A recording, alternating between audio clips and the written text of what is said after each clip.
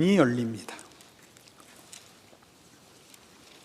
누가복음 15장은 예수님께서 베푸신 세 가지의 비유입니다. 99마리는 들에 있고 잃어버린 한 마리의 양을 찾으러 가서 기어코 찾아오사 기쁨을 나누시는 목자. 둘째는 한 드라크마를 잃어버린 주인이 드라크마를 찾도록 애써서 기어코 찾아 이웃과 함께 그 기쁨을 나눈 비유가. 그리고 세 번째는 잘 아시는 돌아온 탕자 이야기가 기록되어 있습니다. 우리는 이것이 잃은 것을 찾는 하나님의 사랑, 열심, 그리고 그 찾은 것을 인하여 기뻐하시는 아버지의 모습으로 우리 잘 교육받았고 이해하고 있습니다. 그러나 이 비유들은 끝에 하나의 모순된 결론들을 갖고 있습니다. 누가복음 15장 6절 보시면 집에 와서 그 벗과 이웃을 불러 모으고 말하되 나와 함께 즐기자. 나의 잃은 양을 찾아내었노라 하리라.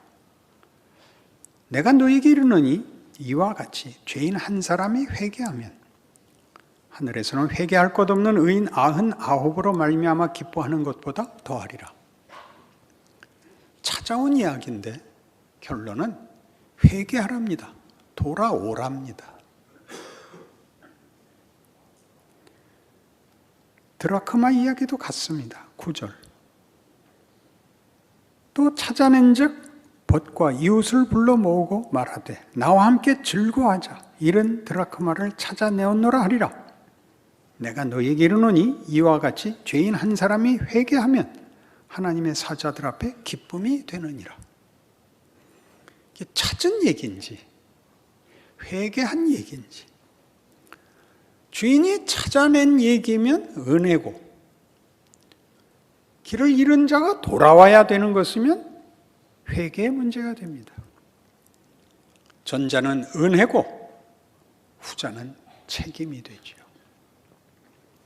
이사야 내내 확인했듯이 우리가 책임을 지켜내지 못해서 심판을 받은 것 아닙니까? 그래서 은혜가 주어진 것 아닙니까?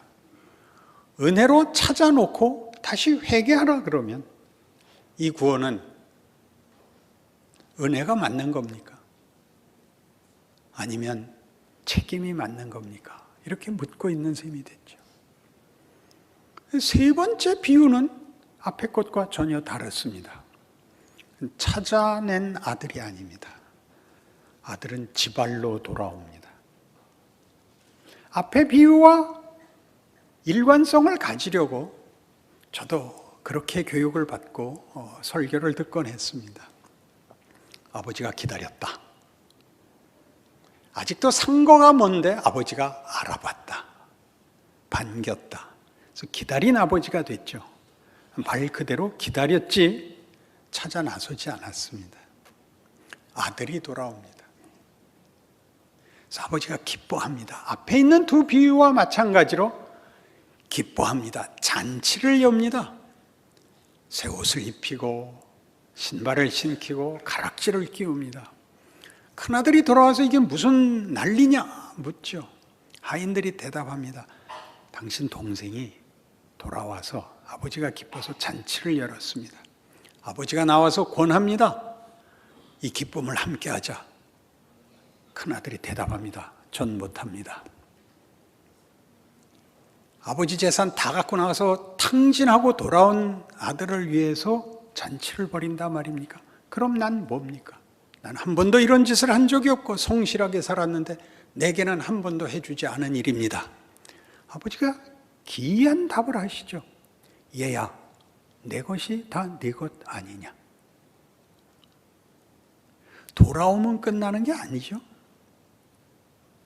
돌아오는 문제가 아니라 신분과 지위를 이해해야 되는 문제죠. 물건같이 찾아오면 되는 게 아니라 그 찾은 바 된 그 존재가 마음속에 회개를 해야 되는, 정체성을 확인해야 되는 문제를 말하고 있죠. 인상을 쓰시는 건 알아들었다는 표로 제가 생각해도 되겠습니다. 복잡하죠? 여기에 오늘 우리가 다뤄야 할 이사야 66장 결론에 나오는 왜 아직도 은혜와 책임이, 구원과 심판이 각을 세우고 있는가? 그 주장을 한치도 양보하지 않고 두 주장이 나를 세우고 서 있는가? 라는 것을 이해하는 하나의 문이 열리는 것입니다. 우리는 조금 더 이 문제를 이해하기 위하여 로마서 8장으로 가봅니다.